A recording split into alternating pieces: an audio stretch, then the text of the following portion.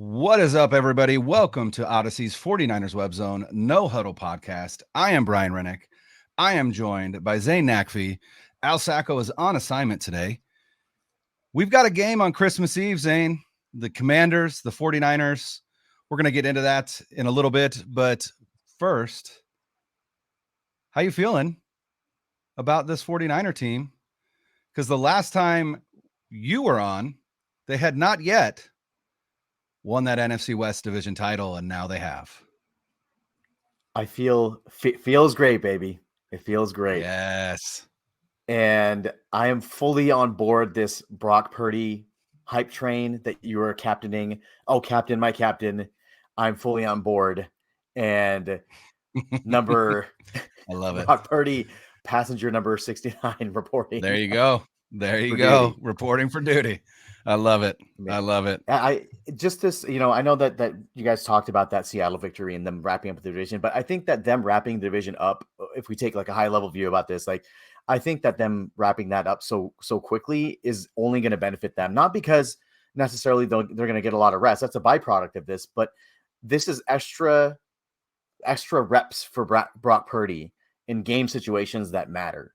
And they're not like preseason reps, they're actual game reps down the stretch where you don't necessarily have to win all these games, but it'll be nice to win all these games. And we'll talk about that in a second with playoff picture. But I really think that this is invaluable experience for him because he can work all the kinks out and Kyle can kind of determine his strengths and weaknesses and be able to come up with the game plan before the playoffs.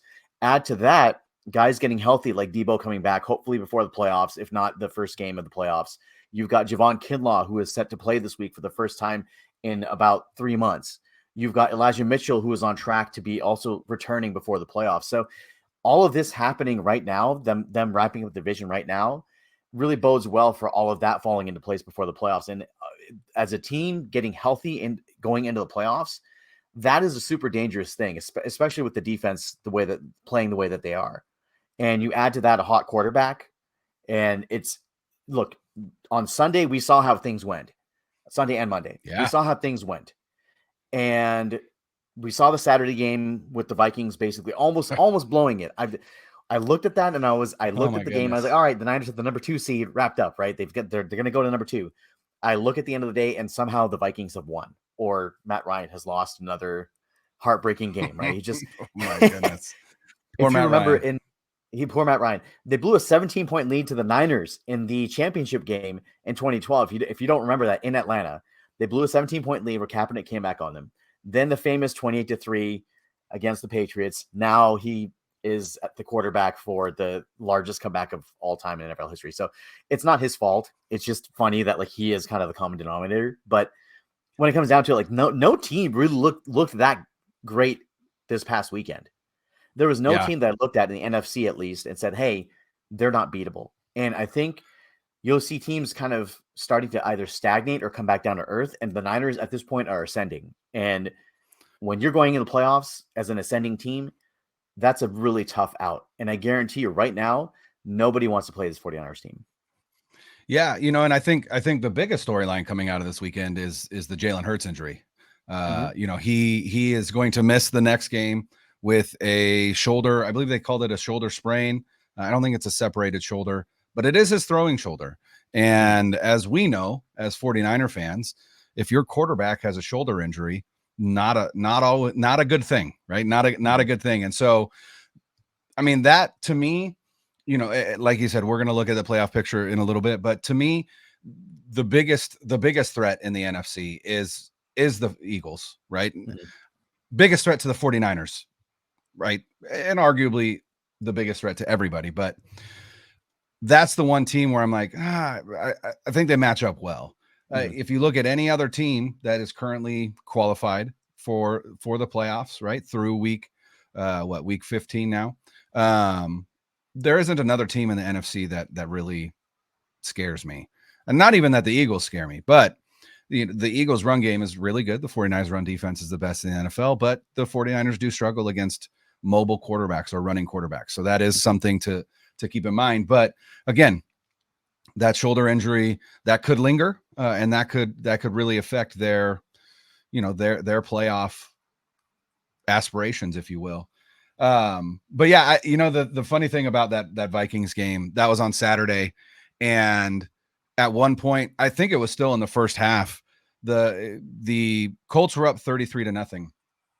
And Josh Dubois of the Associated Press does a lot of Raiders coverage, but I follow him because he also tends to throw out some really interesting statistical tidbits and things like that. And he tweeted out that there have only been 2 times that a team has come back from 30 or more points in NFL history. One time was like in 1960 or something like that. But the other one is that Oilers-Bills game in the playoffs. Yeah. Where the Oilers were up, I believe it was 31-0, or at the very least they were up by like 30 points or 31 points, and then the Bills ended up coming back and winning that game. And I don't know if you remember, but I remember this, and this is why I tweeted out the quarterback of that Bills team, that was Frank Reich. And so I quote tweeted Dubois and I said, the irony of all ironies would be if the Colts, who fired Frank Reich mid-season, ended up losing this game. And lo and behold, so I had to wear that one. I was like, as a 49er fan, my bad, guys. Like, obviously that would have been huge if the Colts won. And I absolutely jinxed that to high heaven. So my apologies to anybody listening. That one's on me, guys. That one's on me. But yeah, it's but are you really scared? Are you really scared of Minnesota though? I'm not no, not at all. Not at all. But what I wanted was the 2 seed. Yeah. And we can talk about that in a second. We wanted to touch real quick at the top here on Pro Bowl voting. The Pro Bowl rosters came out. The 49ers are well represented. There were some snubs and some interesting, I don't understand why this guy didn't make the team with Christian McCaffrey, specifically because he was the top vote getter from the fan vote, right? Which is only a third of the voting, but it seems interesting to me that he wouldn't make it over Saquon Barkley and Miles Sanders. I understand Saquon Barkley. I won't, no qualms there. Christian McCaffrey is I don't want to say he's much better than Miles Sanders, but also I do want to say he's much better than Miles Sanders and provides more in terms of impact. And Christian McCaffrey leads the NFC in all-purpose yards, ahead of Barkley and ahead of Miles Sanders. So some snubs there, but also some interesting and fun first-time guys. Our guy Talanoa Hufanga, first 49er safety to make a Pro Bowl since 2012 when Whitner and Deshaun Goldson made it. Yeah, that's crazy. 10 years. It's been a decade for a team that used to pump out safeties like Ronnie Lott. And then you had Tim McDonald, who's signed from the Cardinals, as you remember. Yeah. And then other really solid safeties like Lance Schulters and Tony Parrish in the middle. And you pride of Hofstra, Lance Schulters. Absolutely. And you had Goldson and Whitner, as you mentioned, and Eric Reed was in there as well. So they've had a pretty decent history of really good safeties. But Jimmy Ward, exactly. Jimmy Ward's never made it. Yeah. And I think that there's a lot of really good seasons there. And people may say well, those names I don't remember those, but go and look at their stats and go look how they played. A lot of those guys had really, really great seasons for the 49ers. And it's nice to see that Hufanga has been rewarded for his play, because look, he has been arguably one of the best safeties in the league. He has been a game changer. He has been a superstar at that position this year, and it's finally getting recognized. And I think that now it's the rest of the league is on notice that this defense is a force. One other big snub though, huge snub, Dre Greenlaw. Greenlaw not making it is an absolute travesty. Dre Greenlaw and Christian McCaffrey, but those are the two biggest snubs in the Pro Bowl for the entire league, I could argue. And the fact that they didn't make it, we saw this in 2019 where they were constantly overlooked and they were constantly put down and they were called pretenders, and they rode this all the way to the Super Bowl, that underdog mentality. Now it's not so much an underdog mentality as it is individual guys maybe getting overlooked. And my hope is that propels them to be able to get to the next level and go into the playoffs at a much stronger sort of clip. But that being said, I think that the Pro Bowl is awesome. I think that it's a really cool thing that guys get to experience from a fan's appreciation perspective. If you saw the video for the Commanders put out a video. Yes, I was going to ask if you saw that. That was amazing. Austin Reeves is the guy's name. Jeremy Reeves. Sorry, Yeah. Austin Reeves is the Lakers player. Sorry, Austin Reeves is not Lakers, but Jeremy Reeves of the Washington Commanders is the specialist, the special teams guy, and he made his first Pro Bowl after basically being cut several times from several practice squad teams. guy until this year. And it was just a really cool story. So I'm sad that the 49ers will probably have to beat them on Saturday, but that's a really good story. At least he gets the Pro Bowl vote. So my whole thing is like a lot of people dismiss the Pro Bowl as a nothing thing, and that's fair, right? Because it is a popular game itself, the game itself for sure. But and the voting itself, people could say like, well, it's a popularity contest, and I think that to some extent it could be true, but to another extent, it's also a reflection of the solid play of some of these players. Right. Like I said, like Hufanga, for example, right? And there's other stalwarts that, by the way, the other selections were Kyle Juszczyk, in no particular order, Kyle Juszczyk, George Kittle, Trent Williams, and Nick Bosa were the other selections. So again, congratulations to the guys. I think there should have been more Niners on there, but hey, we got six. Yeah. And honestly, I don't remember a player, must have been, I don't know who it was, but a player, 49ers player tweeted out and was like, thrilled to have made it or whatever. And I was like, listen, I am too, but I certainly hope that you guys aren't playing in that game. They will not be playing in that game. That means that you've made the Super Bowl. So, and you know what? Again, the Pro Bowl, the game has never been good. It's just never been good. And I get it. Football is not a sport where you really want to have a vanity game, right? Because it's so violent. There are the chance for injury is so high. That's why when you watch like NBA All-Star games, it's like 212 to 200, right? Because no one's playing defense. Like no one's trying to get in anyone's way. They're not trying to get injured or whatever. And in baseball, baseball is really the only all-star game where it's like, this is cool. Like the game itself is cool, because you've got the best against the best, and it's fun to watch. I was watching, I don't know if it was on TV or if I was watching a clip online, but I don't know if you remember years ago, they used to do like a skills challenge at the Pro Bowl, and it'd be like quarterbacks would have they'd be throwing to, targets down the field, and they'd be, my apologies, that was my Old Spice whistle text. We should be sponsored by Hey, Old Spice, reach out to us. That's right. Hey, no free advertisement. Yeah. Let's Spencer, edit that out, please. No, I'm just kidding. But I think they should bring that back. I just think that's what the Pro Bowl should be just these skills challenges for the quarterbacks and the skill position players, right? You could do you could do almost combine level activities for these players. Again, not, maybe not the 40-yard dash, because you don't want these guys hurting themselves, whatever. But those quarterback competitions were fun. The one that I was watching had like Trent Green and Matt Hasselbeck and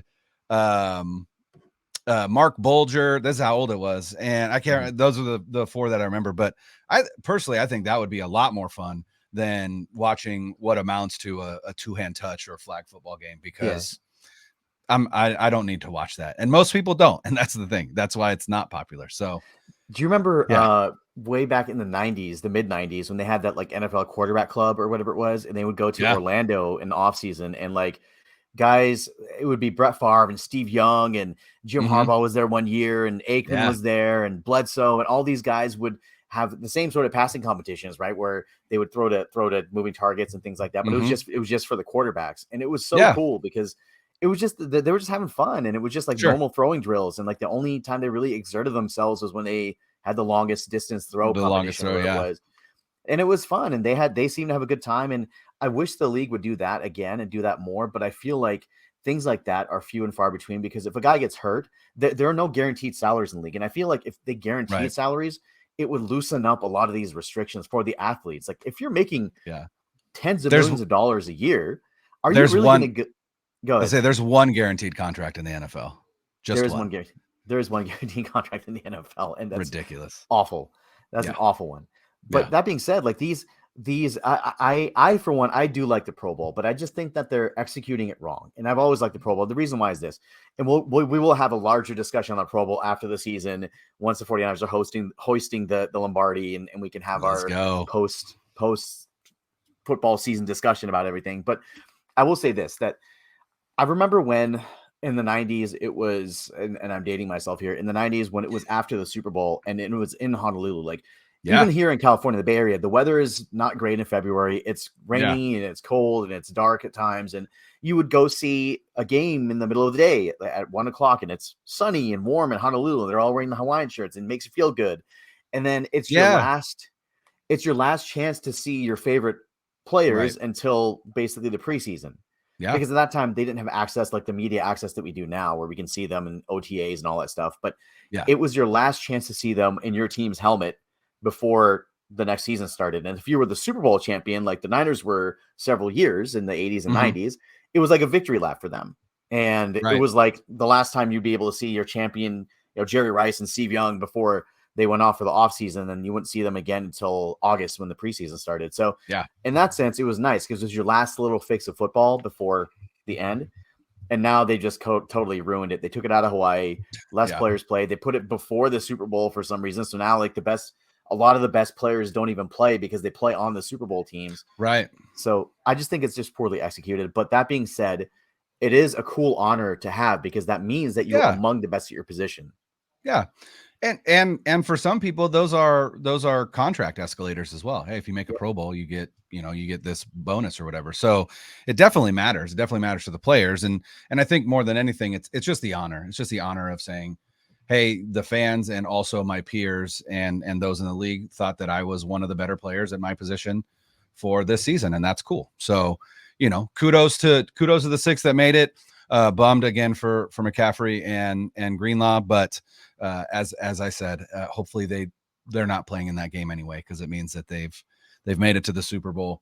But let's jump into kind of the playoff picture, because I think there's some conversations to be had about these last three games, what they mean for the 49ers, whether they should be resting players, things like that. I also want to get to a quote from Shanahan about that, because I think it's actually pretty enlightening what he had to say about it.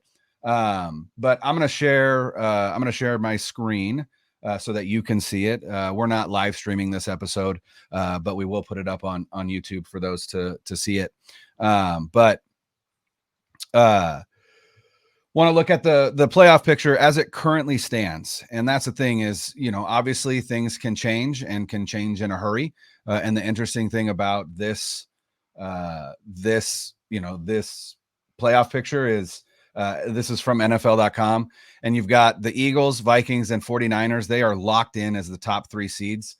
There isn't another team that can get in to the third spot. So the 49ers at the very least are locked in at 3, meaning that they get one home playoff game, which is awesome, at Levi's. And the hope is maybe we get to 2, because if you get to 2, then you're guaranteed to host 2 games.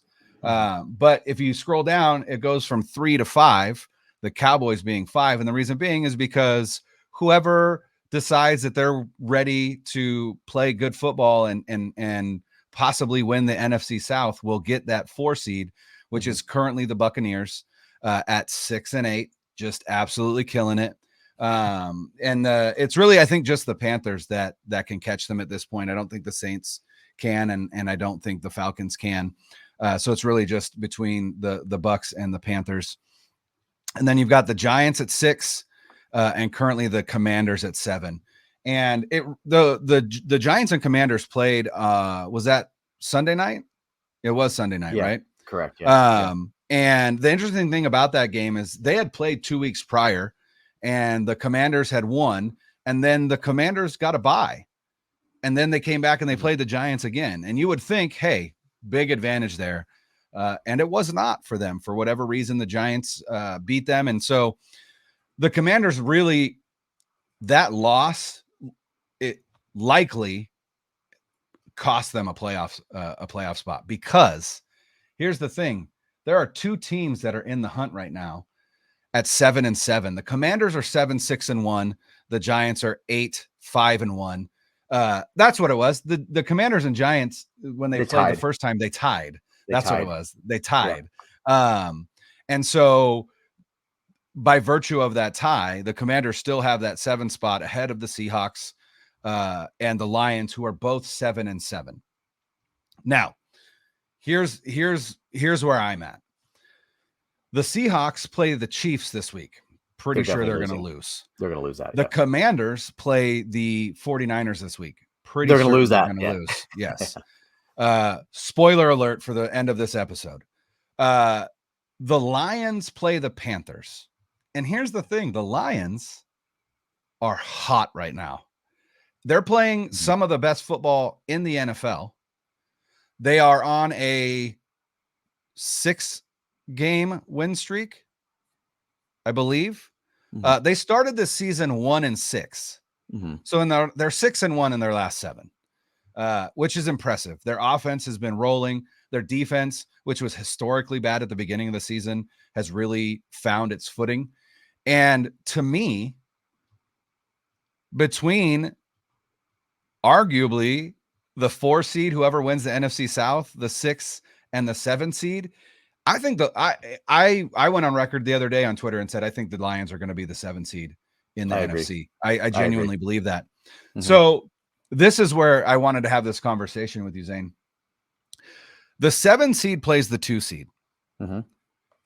If all things stand and the Vikings went out and the 49ers went out, right? The 49ers get the 3 seed, the Vikings get the 2 seed. The Vikings are currently 11-3, the 49ers are 10-4.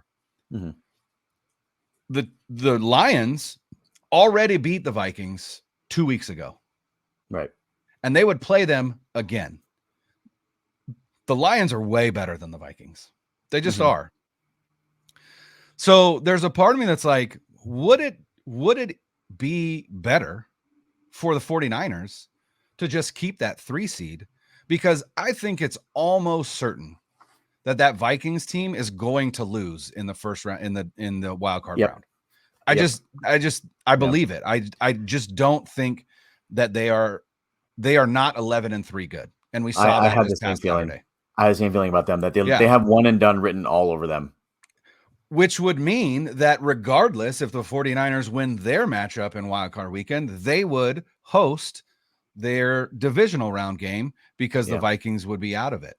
And so the other thing is, if the Vikings do falter down the stretch and the 49ers end up in the 2 seed, I'm not afraid of the Lions. I'd prefer not to play them in the first round.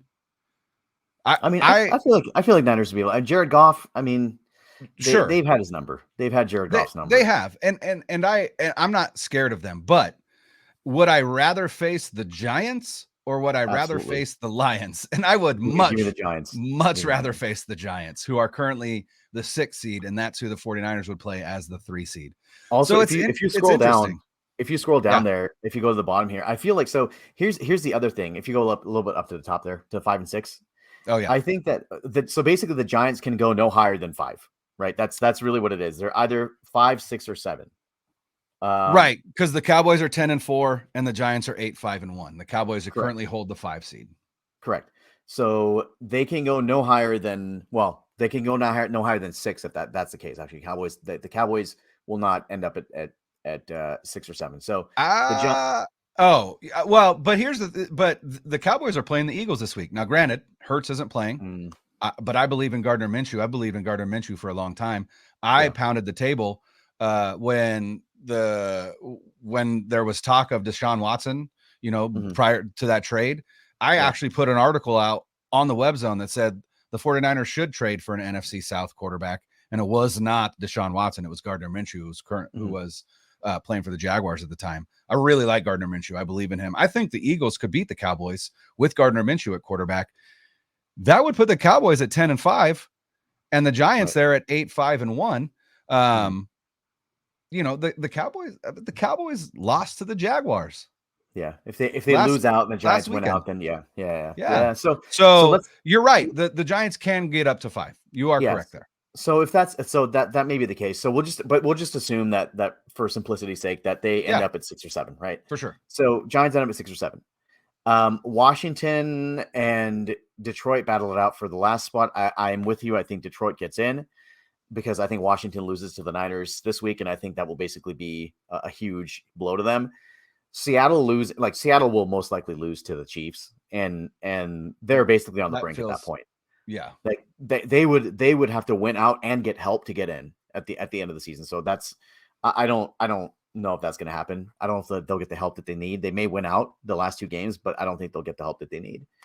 Now that being said, I don't think they'll get past. They can't get to 6, right? It would just be the 7th seed, so they would end up playing the 2 seed, which is the Minnesota. Lions. No, Seattle.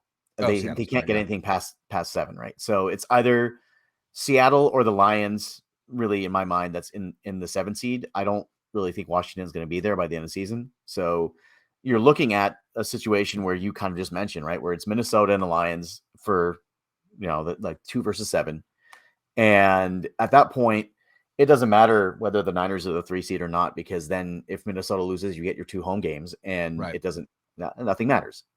That being said, if the Niners get the 2 seed, then you are guaranteed 2 home games if you win. sure, And that would be much better to me because then you're just taking care of your own business.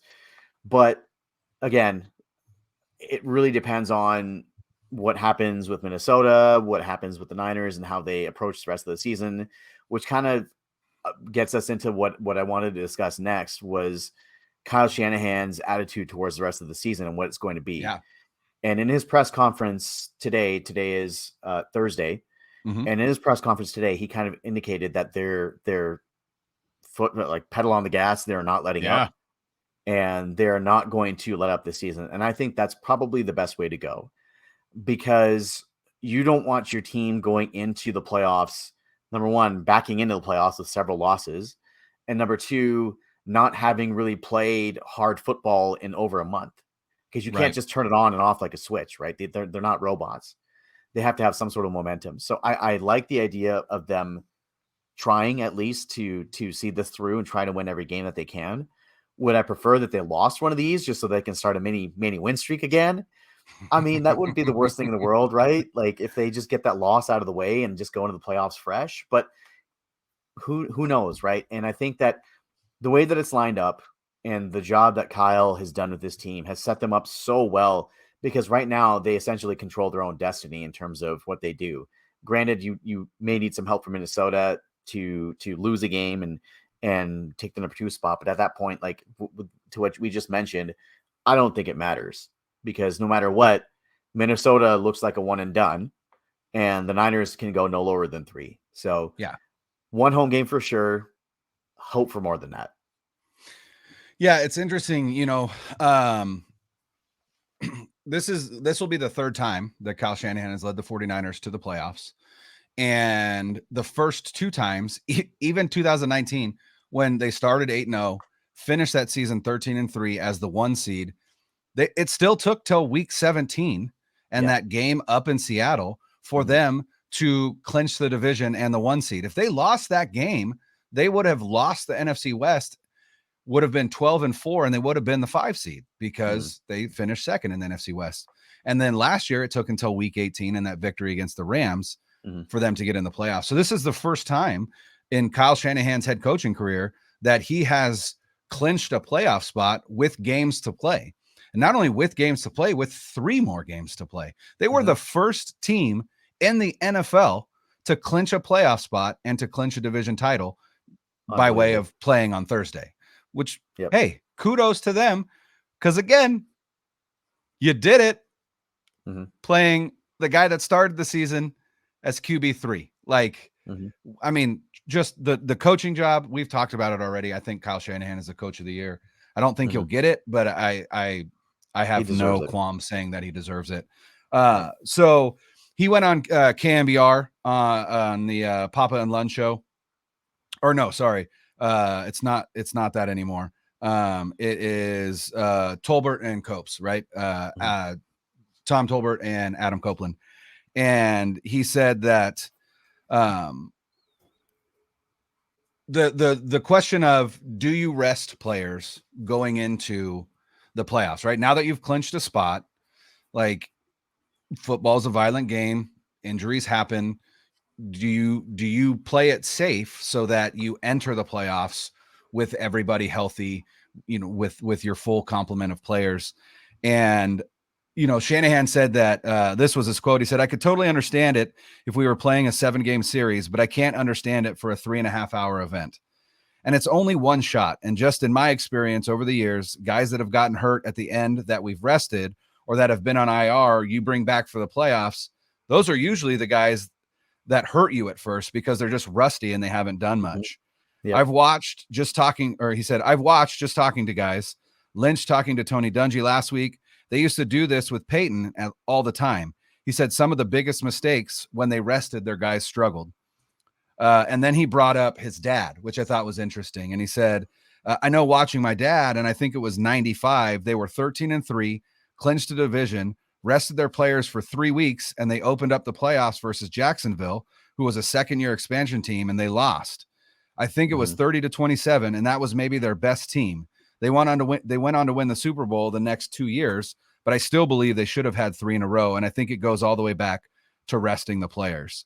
And so, as much as a fan, you want to just say, hey, bubble wrap Brock Purdy, bubble wrap Christian McCaffrey, bubble wrap George Kittle, Trent Williams, Nick Bosa, Fred Warner, Dre Greenlaw, right? You just want to bubble wrap all these guys, but rest in the NFL isn't the same as rest. And arguably rest in every sport is bad. Look at the 2012 World Series. The Detroit Tigers swept the ALCS. The Giants went all the way to Game 7 against St. Louis.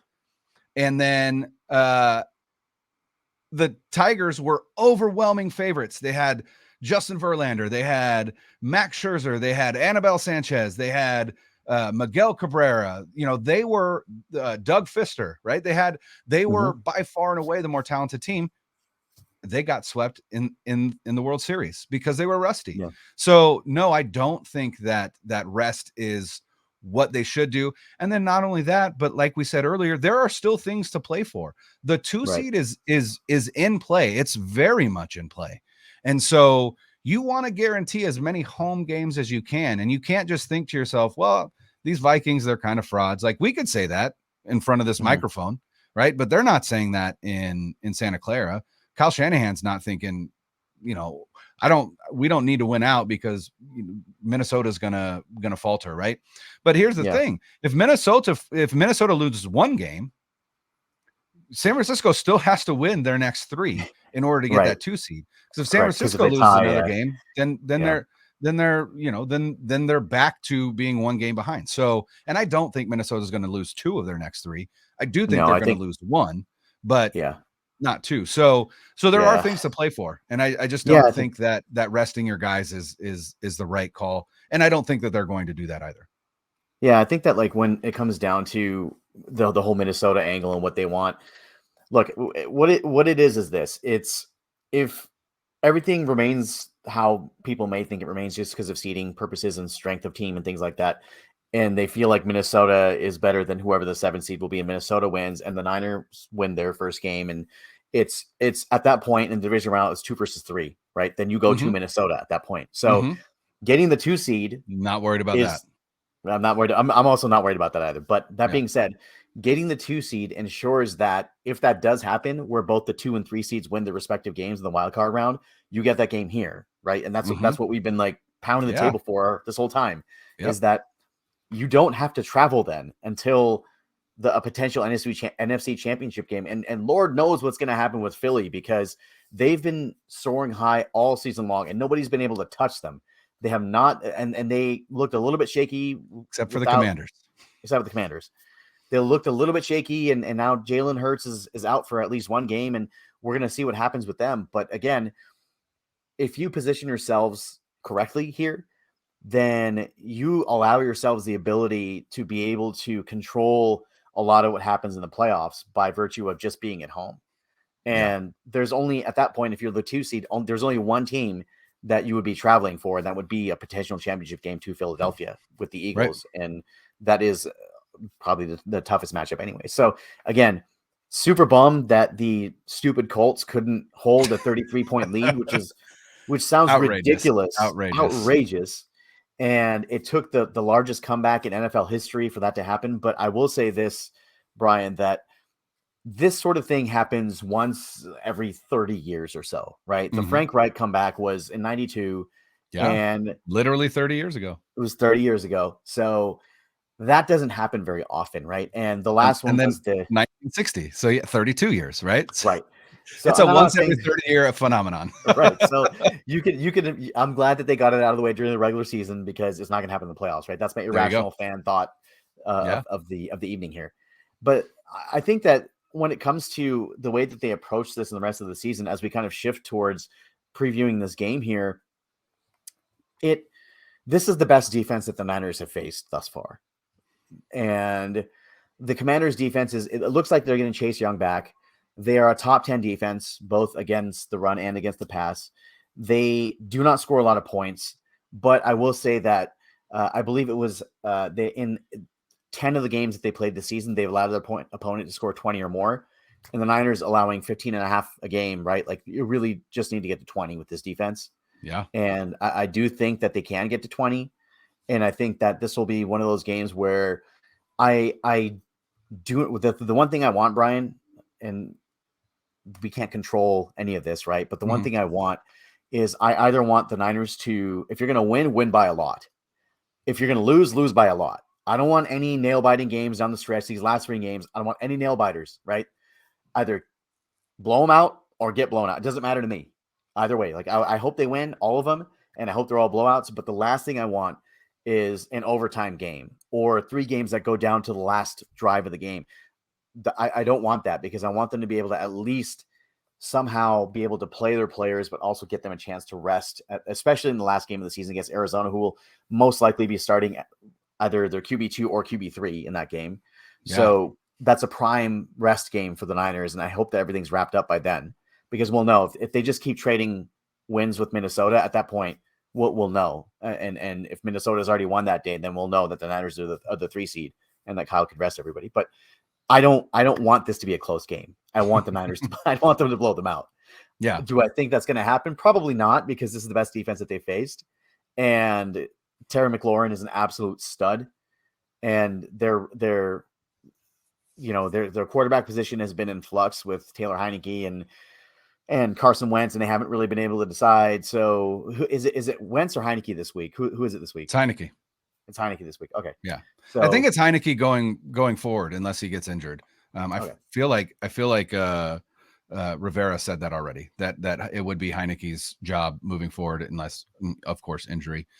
It's interesting. You say this is the best defense they faced, and I'm not going to argue that, or at least the best defense that they faced during this win streak.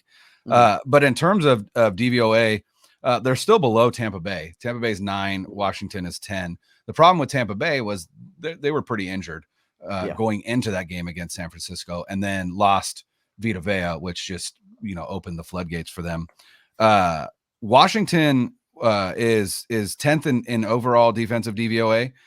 They are 4th against the rush, and they are 15th against the pass. And so, as much as this team wants to run the ball and will run the ball, this really could be another game where Brock Purdy is going to be the one that they have to rely on to get this victory.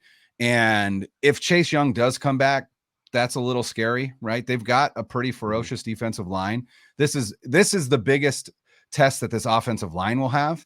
And what I am most interested in, and we were hoping to get Brad Graham of the SF Niners on today with us. He just wasn't available. We'll get him on here at some point. But I wanted to talk O-line because, like I said, this is going to be the biggest test that this offensive line has faced so far this season. You've got Chase Young, you've got Montez Sweat, you've got Jonathan Allen, you've got Daron Payne, right? They've got some dudes on that defensive line. And so the biggest question is, how will this offensive line, how will they play?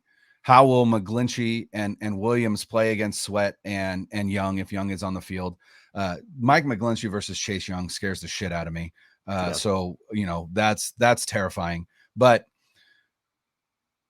if they can come out of this game with a decent performance against this defensive line, that gives me a lot more confidence going against a team like Philadelphia, who also has a really good defensive line. And so for me, that's the matchup of the game, is the 49ers offensive line versus the Commanders defensive line. Look, this Commanders offense, not very good. Honestly, the Tyler Heineke versus Brock Purdy, it's like that Spider-Man meme, like, right? Because they're kind of very similar players. Right. Terry McLaurin is a beast, made it to the Pro Bowl. But I mean, they're not a potent offense by any stretch. I'm not worried about how this 49ers defense will hold up against this Commanders offense. I think they're going to be just fine. This NC-17 defense, rated NC-17 for violence. No chance you're going to score 17 on us, or more than 17 at least. So I think they're going to continue that trend. I think they will hold Washington to 17 or under. And so really it's just a matter of, can the 49ers get to 20? And I think that they can. And I think that they can because, they've got their offense is varied enough that if the run game isn't working, you'll start to see Shanahan look to the quick passing game with Purdy, who has shown to be really accurate and a good decision maker. He's made a few, Stephen Ruiz of The Ringer put out an article earlier this week where he said that since Brock Purdy has taken over in the Miami game, he has according to PFF, 4 turnover worthy plays on the season, which that percentage would be 3rd worst in the NFL. And that includes that dropped interception by Diggs last Thursday. That includes that interception that was negated by a penalty when we played the Bucks. And so I'm not worried. And here's the thing: Brock Purdy is a 7th round rookie, right? I have full expectations that every time he steps on the field, he's going to throw at least 1 interception. That feels like it. That feels like that doesn't feel crazy to me, right? You're talking about a kid who is a 7th round rookie, and on Saturday he'll be starting his 3rd NFL game, right? Like, you expect things like that. But as long as, right, he's not throwing multiple interceptions, as long as he's not making dumb decisions, and then he really doesn't. Even that interception to Diggs, Shanahan said, like, I don't fault him for that decision. It was just a good play by Diggs, and it was. Diggs read the play and made a play on the ball. Kudos to him. And so, I really do think Shanahan trusts Purdy.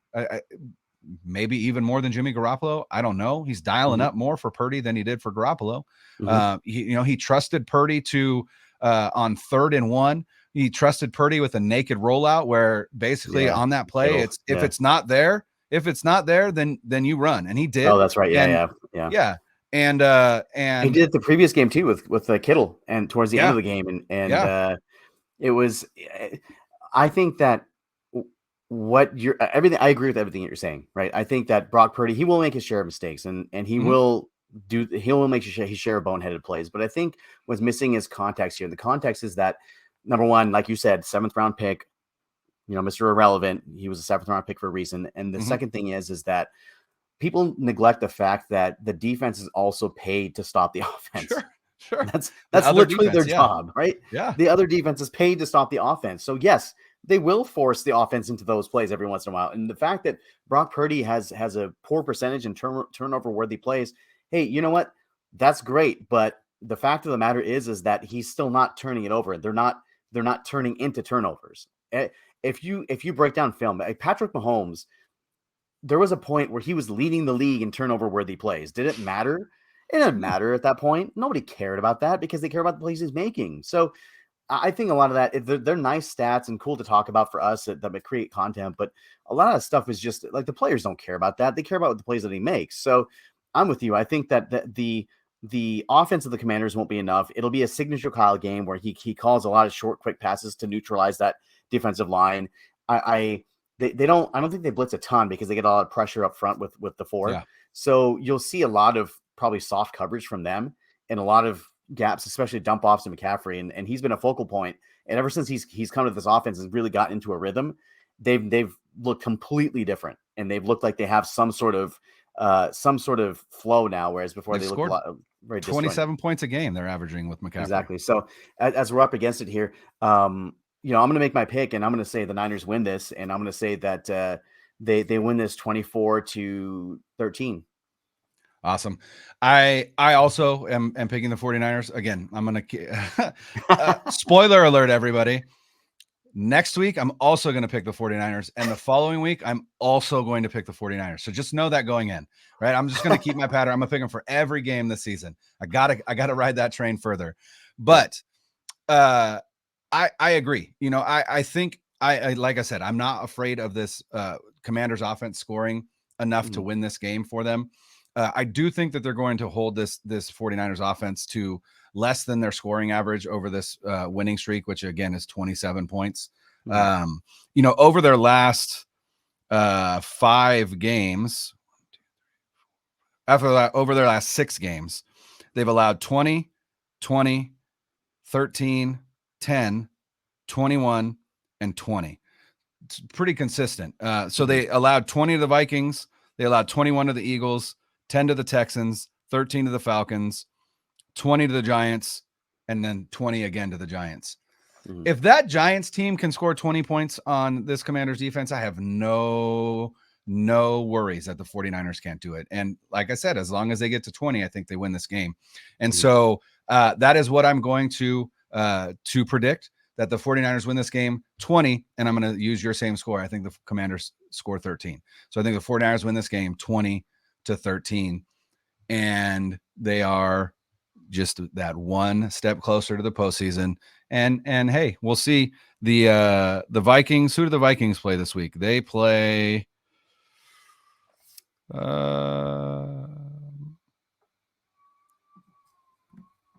are they? They got the end of the year bye. Oh, the Giants. They play the Giants. Yeah. So the same Giants that we don't trust. They could absolutely lose that game. So and the Vikings got, by the way, so they've got the Bears, who are an upstart team. You never know with Justin Fields, and then they've got the Packers to end the season. This could happen, Brian. Flop that. It's Packers. It's Packers Bears. Oh, I'm sorry. Packers, yeah, next week. Bears. I was reading that wrong. Yeah. I was reading that wrong. So if they could possibly lose 2 out of these last 3 games, and if that's the case, Brian, we're in business. We are in business. 100%. So 100%.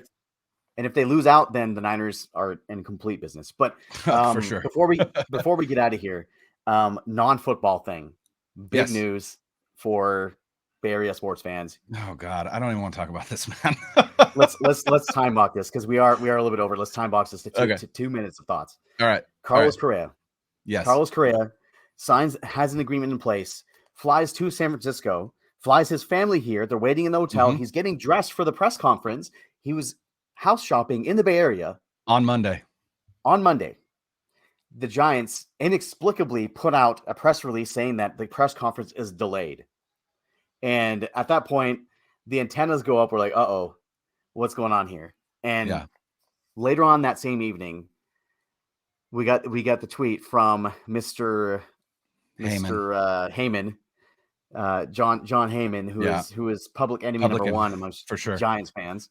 Well, not anymore. That's Farhan Zaidi, but anyway. Exactly.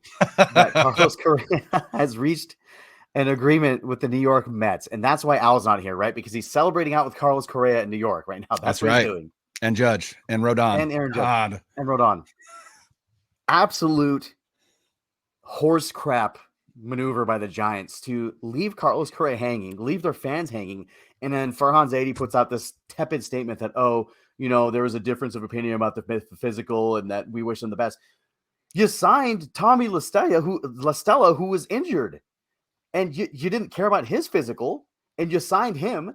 Now, all of a sudden, something from 10 years ago, from Carlos Correa's broken leg that he had in the minor leagues when he was 19, that crops up. And to me, Brian, that screams, hey, we don't want to pay you, and we're going to figure out some BS reason to get out of this contract. And that is such Bush League, Bush League. You're talking about the 5th wealthiest franchise in Major League Baseball. This organization is worth $3.5 billion. 10 times 10 oh yeah 10 times what you said you were going to pay Carlos Correa, right? They're going to pay Carlos Correa $350 million, and over the course of 13 seasons, which was reasonable. It's $26 million a year, almost 27.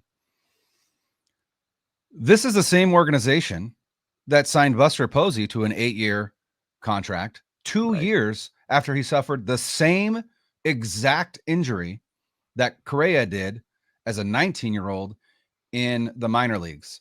Buster Posey suffered that injury as a 23-year-old in the major league in major leagues, and they had no problem signing him to that 8-year deal. And I'm not saying that they shouldn't have. Buster Posey is my guy. Like I would have Buster Posey's babies. Buster Posey is my guy. But this is the most embarrassing situation that I've ever seen in major in professional sports, in North American professional sports. It is egregiously embarrassing. This man was shopping for homes in the Bay Area, and you ghosted him. You just ghosted him. And there's fans that want to blame Boris, want to blame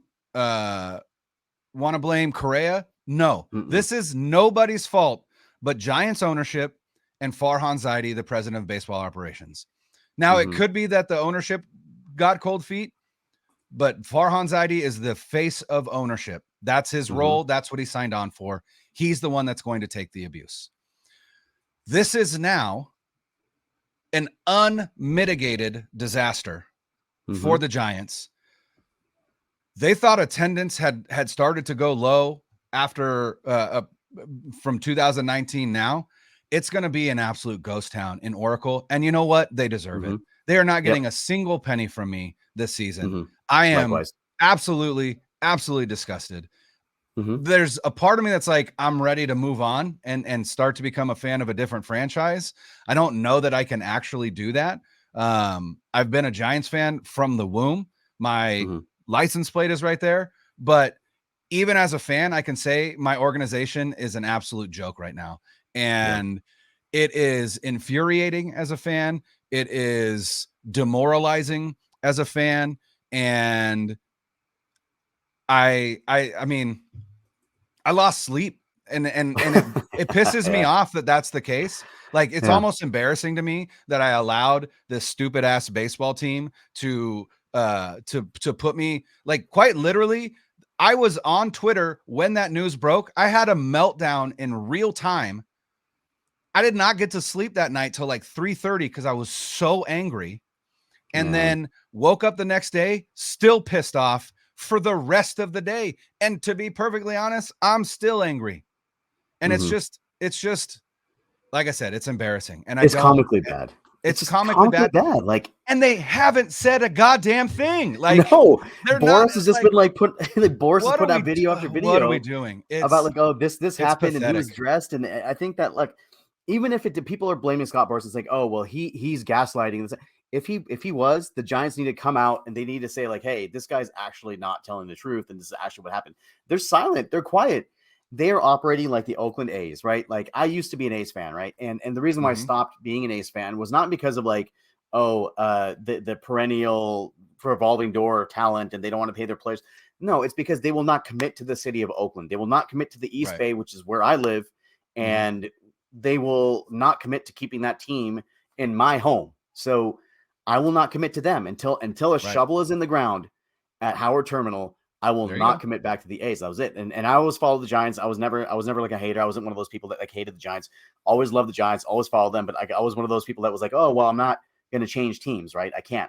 But I did that a couple of years ago and followed the Giants, and I love them. And now it's just like they just seem so much like the A's. And this is a total second-class organizational operational move that they pulled here. And 100%. If you're a first-class organization, which the Giants should be, based off of their history and the ballpark that they play in and the impact that they've had on the city of San Francisco, like, if you are that type of organization, you cannot be making these moves. What free agent is going to want to join this team now going forward? Not one. And not one. Nobody's going to want to do this. You pissed off the top tier free agent. You pissed off the most powerful agent in baseball, right? And none of his clients are going to want to join. The second thing that I wanted to kind of touch here before we get out of here was that the Niners had a similar situation when Trent Baalke was here. After the Harbaugh years, after he kind of scorched earth to the 49ers and depleted the roster and basically killed that team, nobody wanted to come here. No agents wanted to deal with them. No players wanted to come here because they had a culture of losing. They had a bad GM. They had a revolving door at the head coach position. And the only thing that brought them out was basically a name, and that was Kyle Shanahan. Mm-hmm. And even then, the first year, and John Lynch as well. And even then, and Adam Peters too, and Martin Mayhew, you can argue that they had a big impact as well. But even then, it took them really getting Jimmy Garoppolo at the end of 2017 for people to start saying like, hey, like these guys can kind of win here, right? If they get a good quarterback, they can win here. And that's when things started really rolling. And that's when free agents kind of started to come here and the perception about the 49ers started to change. Of course, 2018 was a disaster, but then 2019 was what we expected in 2018. Mm-hmm. So for the Giants, really, that's what's going to cure this, is that they have to prove that they can win. Problem is they have no farm. Yeah. There's no farm system that's producing any sort of talent. They don't have any superstars that they can rely on the current major league roster. They refuse to pay for superstar talent. And the stars that they have are aging. Evan Longoria and Brandon Crawford. Evan Longoria is gone, by the way. Evan Longoria is no longer here. Right. So Crawford is aging. He's the only superstar that's left. Rodon was your other star. He's gone as well. And now it's basically there's nothing. Logan Webb and Brandon Crawford and the ghost of 2010, 2012, and 2014. Yep, that's it. That's it. That's all you have. Ugh. Anyways, we got to get out of here. We're way over, man. But I just had to ask you about that, man. We are way over. It's it was like I said, it was devastating. And to those who are still listening, we appreciate that you are still listening to us rant and rave about our stupid baseball team. But the good news is I can rest all my hopes and dreams on this 22-year-old guy right here. Brock Purdy. I'm ready, man. Bring us to the promised land. Here we go. All right. Well, there you have it. For Brian Rennick, this is Zain and on assignment, Al Sacco. This has been another episode of the 49ers Web Zone Know Huddle podcast on the Audacy Network. Peace. Later. 9-3. 1, 2, 3.